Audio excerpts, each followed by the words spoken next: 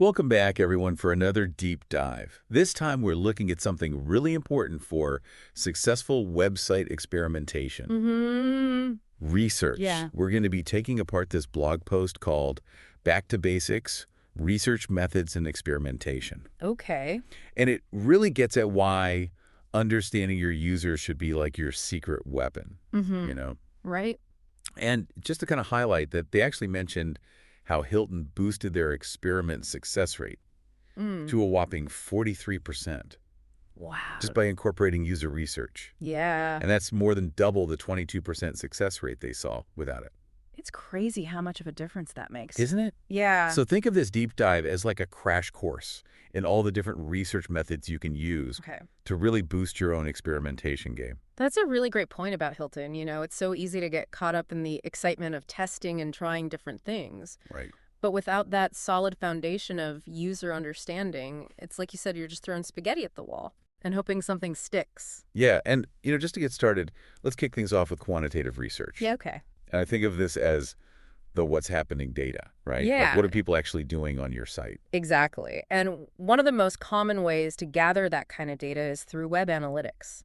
Okay. You know those platforms like Google and Adobe that track all that website traffic and user behavior? Oh, yeah. I'm definitely familiar with those. Although sometimes I feel like I'm just drowning in data. Yeah. Where do you even begin? Well, first things first, you got to make sure your web analytics is set up properly. Right. If it's not configured correctly, you're not capturing the right metrics, and then your analysis is going to be flawed from the very beginning. Oh, that makes sense. But luckily, there are some great resources out there to help with this. Oh, good. Pavik Patel, he's done some excellent work on the topic, and then Luke Carthy has a fantastic presentation on GA4. GA4. Yeah, that's Google's latest analytics platform. Okay. It's definitely worth exploring, especially as it's kind of becoming the new standard. Interesting. But anyway, once you've got all the right data flowing in, you can start analyzing all those key metrics. Like bounce rate time, on-page conversion rates. Makes sense. Segmenting your audience by things like device or browser traffic source that can also provide some valuable insights. Okay. And don't forget about mapping out your conversion funnels to identify any leaks. So say I'm like an e-commerce site. I'd be looking at my checkout funnel, seeing where people are dropping off. Exactly. You might see like a big drop-off on the payment page. Right. And that tells you there's something going on there that's preventing people from completing their purchase. Interesting. And that's where qualitative research comes in. Right. Figuring out the why behind those numbers. Exactly. Like maybe the payment form is too clunky. Right. Or people are getting nervous about security. Yeah, you're exactly right. If your analytics are showing like a 30% abandonment rate at checkout, quantitative research tells you that it's happening, but qualitative research is what helps you understand why. Okay, that makes sense. Yeah. So what are some of the methods that we can use to gather that qualitative data? Okay. I've heard of things like session replay, Uh-huh. but I'm not really sure how they fit into the picture. Well, session replay tools are a great way to actually observe real customer behavior on your website. You get to see their mouse movements, their clicks, scrolling everything they do during their visit. I can imagine that's super helpful, but I also feel like it could be a little overwhelming. Yeah. Like how much time can I realistically spend watching random people browse my site? You bring up a good point. Just watching replays without any kind of focus can be a huge time suck. Right. The key is to use your quantitative data to kind of guide your qualitative research. Okay. So, for example, let's say your web analytics show that Safari users have a significantly higher cart abandonment rate. Right. You could then filter your session replays to specifically watch sessions from Safari users who abandon their carts. Ah, so you're strategically choosing which sessions to watch Exactly. based on what your data is already telling you. Uh-huh. And some of the more advanced session replay platforms even offer something called struggle scoring. Struggle scoring. Yeah. I like the sound of that. What is that? So basically these platforms, they use algorithms to identify sessions where users are exhibiting signs of frustration or difficulty. Okay. Things like repeated clicks, rapid mouse movements, errors, and form filling. So instead of like sifting through hours of recordings, Yeah. I can just jump right to the sessions where users are likely having a bad experience. Exactly. It allows you to quickly pinpoint those areas of friction on your website Okay. and prioritize them for improvement. Now that is amazing. Uh-huh. It's like having a virtual assistant highlighting all the most important moments in your customer journey. It is. Are there any other tools out there like this that can help us visualize user behavior? Another visual and really valuable method is heat mapping. It basically aggregates user behavior on a web page and presents it in this color-coded map. Oh, yeah, I've seen those. Yeah. You can see where people are clicking the most and how far they're scrolling down the page. Right. Each type of heat map provides different insights. Okay. So, for example, scroll maps are incredibly insightful, especially on mobile devices, Right. because often scroll depth is less than we expect. Yeah. They can really tell you how far down the page people are actually scrolling, Hmm. and if they're even seeing your key content. Yeah.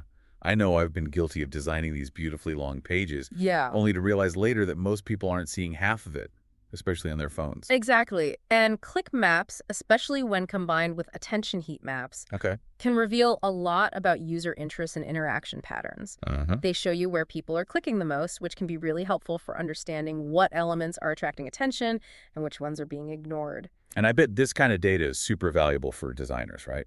Absolutely. It can help them understand how users are actually interacting with their design Right. and identify any areas that need improvement. Okay. Some tools even provide revenue per click data, Wow. which is incredibly useful for prioritizing menu items, assessing the effectiveness of campaign content, Hmm? really making those data-driven decisions about your website's layout. So far, we've talked a lot about observing user behavior. Right. But what about actually getting their feedback directly? That's where voice of the customer surveys, or VOC surveys, come into play. Voss, yeah. Oh. They're a great way to actively involve your users in the research process, Okay. so you can collect customer sentiment through satisfaction scores like Mhm. CSI and NPS. Uh-huh. But the real power lies in asking those well-crafted questions to really understand their experiences and needs. So instead of just guessing why people are abandoning their carts or not clicking on a specific button, we can just ask them. Exactly. For example, you could use exit intent pop-ups to ask visitors why they're leaving without making a purchase. Right. Or you can send out post-purchase surveys to gather feedback on what went well and what could be improved. I like that it feels more collaborative, Yeah, it than is. just passively observing their It is, definitely. And well-designed Vox surveys can provide some incredibly rich insights into your customers' thoughts, feelings, and motivations. Okay, so we've got web analytics session, replay heat mapping, and VOSI surveys. Mm-hmm. Are there any other research methods that we should be aware of? Absolutely. User testing and interviews. Okay, let's unpack those in the next part of this deep dive. We'll be right back. This podcast is brought to you by Web Trends Optimize, a leader in A/B testing and personalization, with an all-inclusive commercial model that gives all users access to powerful features like full stack, social proofing, and recommendations. Learn more at webtrends-optimize.com. Welcome back. In the last part, we covered some really great methods for understanding user behavior on your website. Yeah, we got into some great stuff like session replays and key maps. Exactly. But now I think it's time to take it a step further Okay. and actually talk to your users directly. Oh, interesting. So like actual conversations with real people. Exactly. Methods like user testing and interviews, they can be so insightful. I've always been a little curious about that. Yeah. But honestly, it's always seemed kind of intimidating to me. Yeah, I get that. But honestly, it doesn't have to be this big, scary thing. Okay, good. Even just a few well-conducted interviews can provide tons of valuable insights. Really? Okay, so let's start with user interviews. Okay. Can you just break down like what exactly are those? So user interviews are basically structured conversations where you ask specific questions to gather feedback and insights. So it's not just like casually chatting with someone about your website. Right. There's definitely a strategy involved. You want to make sure you're asking the right questions. Okay, so how do you come up with those questions? Well, the most important thing is to craft questions that are open-ended and encourage participants to share their thoughts and experiences in their own words. Okay, so instead of asking like a yes or no question like, did you find this easy to use? Right. You'd ask something like, can you walk me through your experience using this feature? Right. Exactly. That kind of open-ended question encourages the participant to really open up and share their thought process. Interesting. And are there any other tips for getting the most out of these interviews? Yeah, one thing that I always try to do is create a comfortable and non-judgmental environment. Makes sense. You want them to feel relaxed. Yeah, exactly. Let them know that there are no right or wrong answers and that you genuinely value their feedback. The goal is to have like a natural conversation. Right, not like an interrogation. Exactly. Okay, so let's say you've conducted a few interviews. What happens next? So as you conduct these interviews, you'll start to notice some patterns and themes emerging. Okay. Maybe multiple users express confusion about a specific feature Mm. or frustration with a particular step in the checkout process. And then you can use that feedback to make improvements. Exactly. User interviews are a goldmine of information. Sounds like it. Yeah. But I got to admit, thinking about all the logistics involved in this, Yeah. like recruiting participants, Yeah. scheduling these interviews, Uh. conducting them, analyzing all that data, Yeah. Uh-huh. it feels a little daunting. I hear you. But it doesn't have to be this overwhelming task. Okay, good to know. Remember, user research can be done in stages. Okay, You can start small and gradually build up your capabilities as needed. that's reassuring to know. It feels more manageable that way. Exactly. And there are tons of resources and tools available to help you streamline the whole process. Like what kind of tools? There's scheduling and recording, software transcription services, even qualitative analysis platforms. And don't forget about people like Els Arts and Abi Hao. I've heard those names. Yeah, they have some amazing resources on conducting user interviews. Okay, so it sounds like there's definitely help out there if you need it. Absolutely. The most important thing is to just get started and make user research a regular part of your workflow. Yeah, I can definitely see how valuable that would be. Okay, so we've talked about user testing and interviews. Mm-hmm. What other research methods should we be aware of? Well, there's one more that's super important. Okay, let's hear it. A/B testing. Ah, yes, the infamous A/B testing.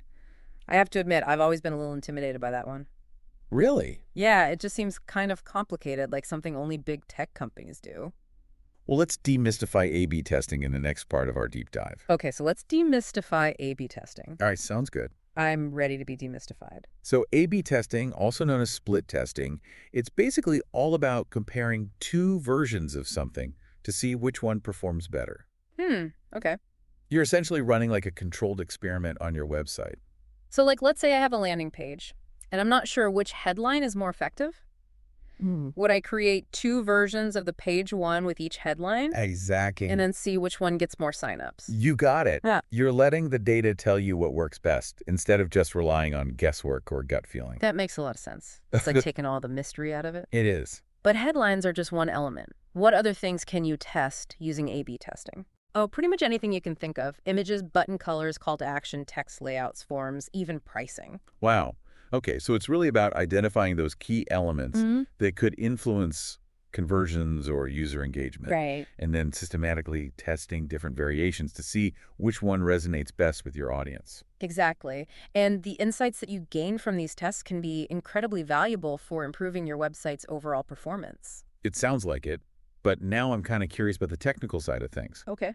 How do you actually set up and run these A/B tests? Do you need some fancy software or a team of developers? Not necessarily. There are lots of user-friendly A/B testing platforms out there that make the process fairly straightforward. Okay. Some popular options are Optimizely, VWO, Google Optimize. So these platforms, they handle all the technical stuff like randomly showing visitors different versions of the page Exactly. and tracking the results? Yep, they do all the heavy lifting for you. Okay, so then I can focus on actually analyzing the data and making decisions Right. based on those results. Exactly. Okay, so let's say I run an A/B test and I discover that version B of my landing page, the one with a big red button instead of the blue button, leads to a big increase in conversions. Okay. What happens next?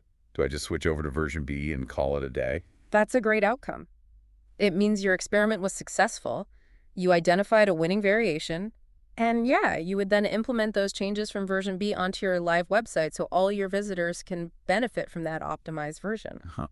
Okay, so it's this constant cycle of testing, learning, and improving. It is. You're always Yeah. making your website better based on real data. Exactly. That's the beauty of A/B testing. It takes out the guesswork and empowers you to make those data-driven decisions. Now, I'm wondering, are there any common mistakes that people make when it comes to A/B testing?